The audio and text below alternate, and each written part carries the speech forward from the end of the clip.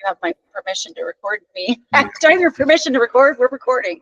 Yeah. All right. Well, since we're recording now, to repeat what I just said is that, like, if buyers are thinking that this is going to be a new normal, it is not. And they have a window right now to get what probably to get a deal compared to what the market's been able to provide for them in the last like 5 to 7 years.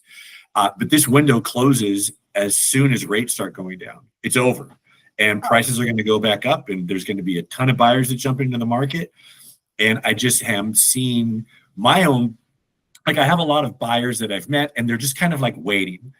And so I just sent a couple emails out. I just took a snapshot on hot sheets of all the price reductions in the market in the last 7 days. And they're just in like the Bremerton, Port Orchard area. That's where these buyers were looking. I think there were 15 just in the last 7 days. And I followed that up with some context, and I haven't seen this good of an opportunity for buyers in a long time. And like I said before, it's not going to, the second rates start going down, it's over. And I just want buyers to be able to really understand that now is the time. Now is the time. Well, and for your sellers, when we have sellers right now who are unrealistic about what their house is worth, they're having to do more to the properties to prepare them for market to attract buyers, because buyers are holding the power right now, basically. Sellers are overpricing their property. They're writing the market down, like you were just stating. And now they are an easy target for an agent, for a buyer to go in and offer at or below, but negotiate all kinds of repairs and concessions for this from the seller. When if they would have priced aggressively in the first place and listened to their agent's good advice, then they probably would have gotten multiple offers, competition for their property, escalated over list, and then not had any contingencies in the offer. So listen. I want people to listen to their agents. One, as like you're saying, David, opportunity for buyers. We're getting 4% closing costs for our VA buyers. They're able to pay off their credit card debt. We had a low appraisal come in on the same one, and so they had to do a price reduction on that one because seller was overpriced, right? So now they got an even better deal. Anyways, I'm loving working with buyers right now because sellers have had it so good for so long. It's like playing a card game. They've been sitting there for the last 4 years with just 4 aces and just dictating terms, price, everything. And there's just a little part of, Dave Benefiel, not the agent, but just David Benefiel, the person. I love we can get a good deal from him right now. And it makes me happy when I'm providing that to like first-time home buyers or people that are really kind of like have been struggling to buy a house for the last 3 or 4 years. And they can really kind of like take advantage of the market right now. Well, I also love that, like we were talking earlier about how sellers are having to do more to prepare their house for market. They're having to do repairs. They're having to paint. They're having to, fix crawl spaces with insulation that has, a rat infestation in it. Before it was like, whatever, waive all contingencies. We'll deal with that afterwards. Yeah. What I love is that those buyers before were overpaying for houses, and they're going to have to stay in them longer to recover that. And then they didn't have any money to do any of those repairs.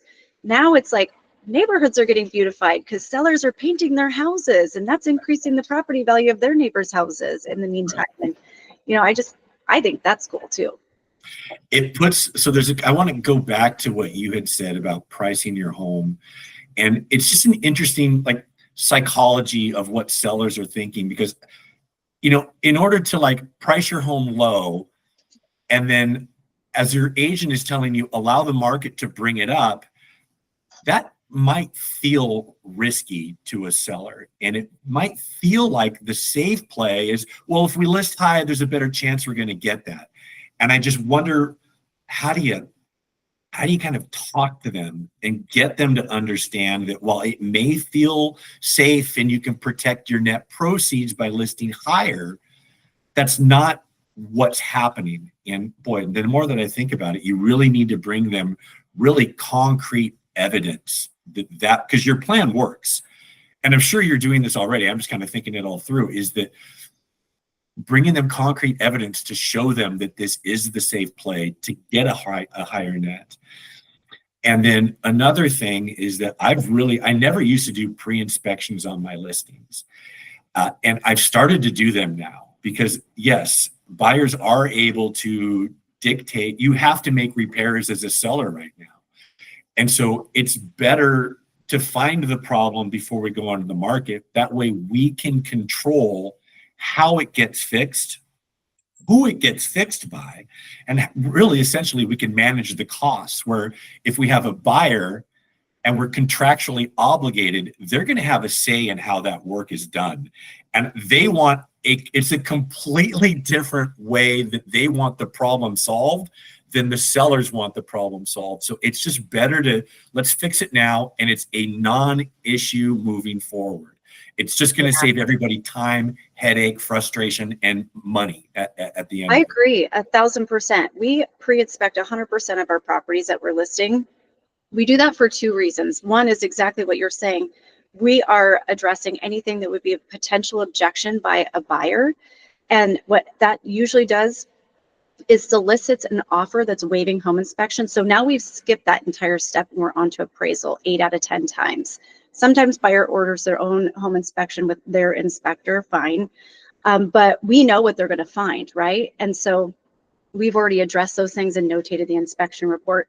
Now we can feel very confidently that they're not going to negotiate us down on repairs or a price. Mm-hmm. So we're mitigating that financial risk for our clients. The number 2 reason why we pre-inspect our properties, the seller disclosure.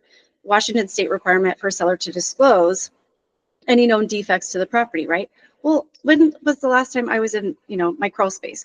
Not that often, right? And so this is helping like over disclose. Some people are like, oh, I don't know if I want to put that on there. No, you don't want somebody suing you after you close on the transaction and it's 2 years down the road and there was a material defect that they believe you had knowledge of. Now you've got to go to litigation over it, even if you didn't. So the pre-inspection is over disclosing for our sellers, which protects them immensely more post-transaction, because when we work with our clients, it's not just before and during, it's also after. Post-transaction closing is our duty to take care of our people.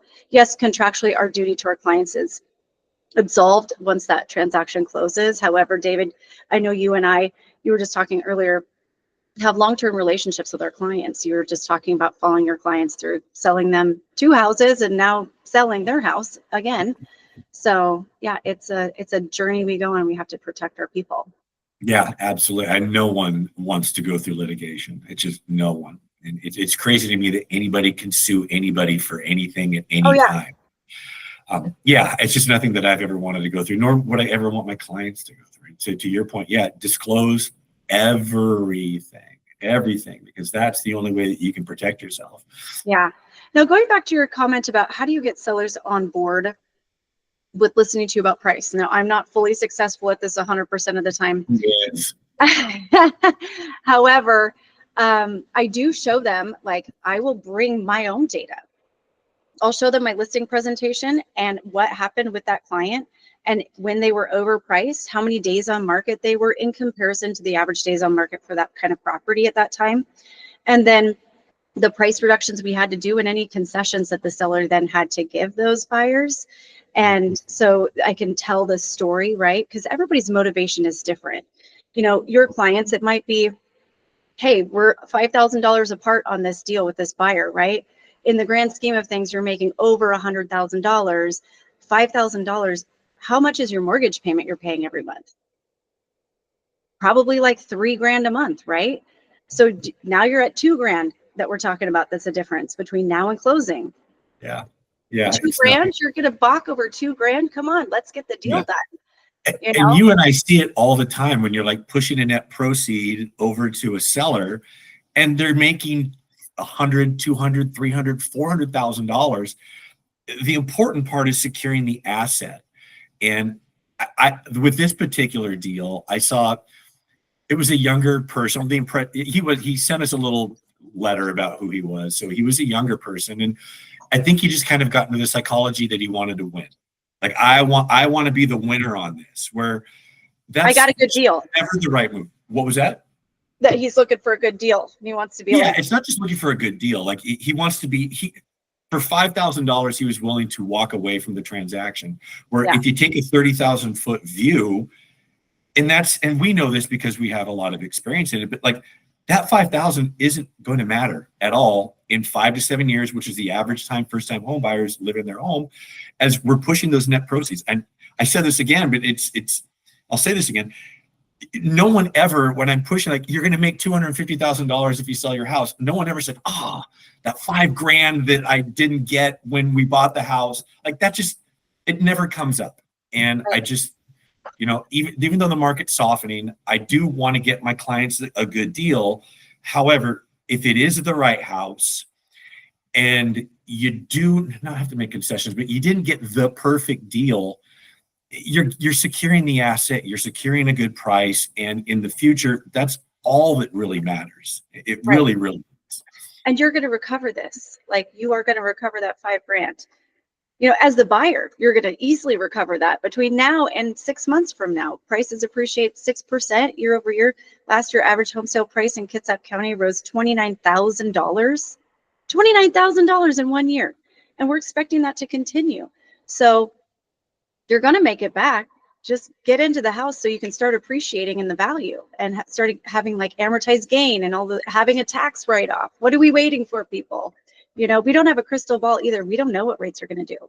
We don't know how tariffs are going to affect, our global economy and, interest rates and all of that stuff. So I just love people to, like, you were talking about price, right? And people wanting to overprice their house, sellers wanting to, they want to get that price. Well, that's great. I want $1 million for my house too, but that doesn't mean I'm going to get it. So like, what is the ultimate goal here? Is it you getting to Florida? Is it you not making additional mortgage payments on a vacant house that we're selling right now? Is it, the dream? Like it is our job psychologically to redirect our clients and it's not about the money, right? Like we know a lot of times the motivation for a client, and we have to help them keep the big picture in mind. And I always tell my sellers, I'm like, okay, so eBay, right? They're like, yeah. I'm like, cool. So, like Michael Jackson's sequin glove, when it was, put to auction and everything, what did it start out at? And they're like, $1. And I'm like, and it went for, I don't know what it was, like $2 million or whatever. Do you think that if they would have listed at 3 million, that they would have, had as many people interested? No. When you underprice something, people think they're getting a good deal, and then they want to beat out that other person. That is also a psychological thing, the FOMO, the fear of missing out. And so people will push themselves a little bit over where they were wanting to be in their max purchase price because they started out lower and they're like, oh, just a little bit more and then we can get it, So Good metaphor. Yeah, that's a good one. I might steal that one from you. I like do it. that. Yeah. Okay. Hey, I have to move on. I can see my phone blowing up. I'm going to be able to hopefully put this deal together today and put this one to rest. But hey, great talking to you. And Yeah, always, you too, David. I'm happy to hear that you're just absolutely crushing it. Congratulations. You too. You work hard.